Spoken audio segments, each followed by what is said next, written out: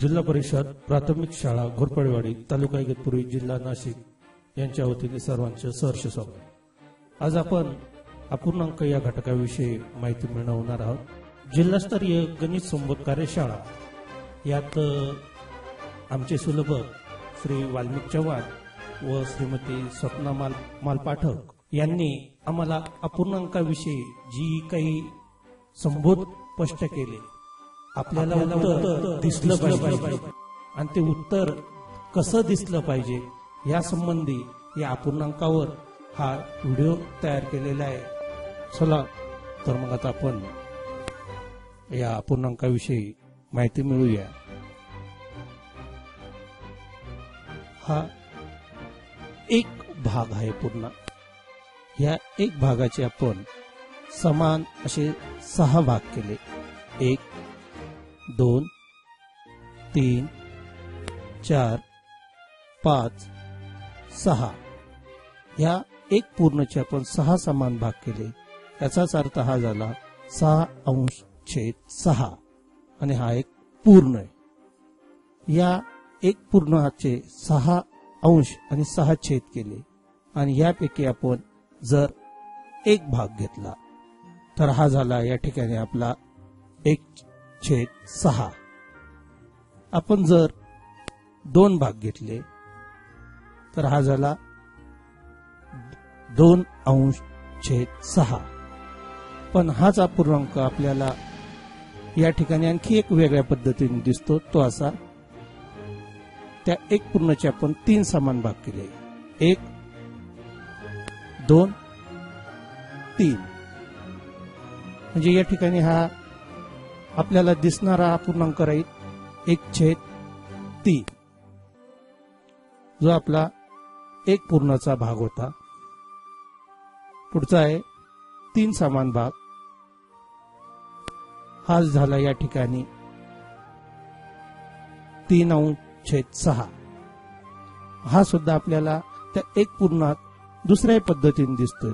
तो या पद्धतीने आपण जर या एक पूर्णाचे 2 समान भाग केले, 1 2, तो इथं आपल्याला असा दिसतो 1/2 या पद्धतीने दिसतो। या पद्धतीने दिसल्यानंतर आपण पुढचा भाग पाहूया। 4 भाग केले। या ठिकाणी आपल्याला दिसत आहे 4/6। हा 4/6 आपल्याला इथं याचे आपण एक पूर्णचे 3 भाग केले आणि या 3 भागापैकी आपल्याला तो या ठिकाणी 1 2 इथं आपल्याला 2/3 या स्वरूपात दिसतो। पुढे आपण 5 समान भाग केले। या 5 समान भागात हा ठिकाणी तयार झाला आहे 5/6। आता आपण याचे 6 भाग घेऊ।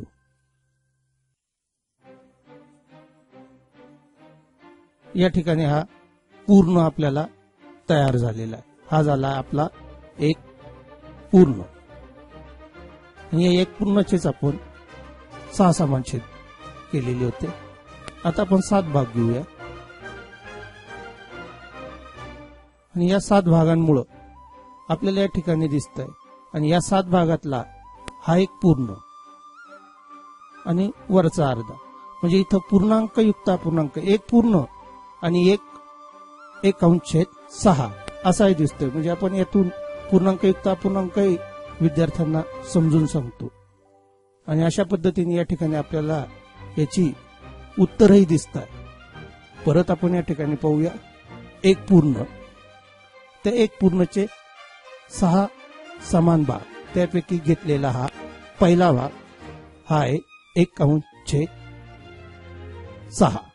दुसरा आहे 2/6, तोच आपल्याला इकडं 2/3 मध्ये दिसतो। 3/6 हा 3/6 आपल्याला आणखी वेगळ्या पद्धतीने दिसत होता। तो होता 1/2 या स्वरूपात दिसत होता। त्याच्यानंतर आहे 4/6. हा 4/6 हा सुद्धा आपल्याला इथं वेगळ्या पद्धतीने दिसला. तो आता 2/3. यानंतर आहे 5/6. नंतर आहे 6/6 म्हणजेच एक पूर्ण. नंतर आहे 7/6 अर्थात 1.1/6 असा हा पूर्णांक युक्त पूर्णांक. धन्यवाद.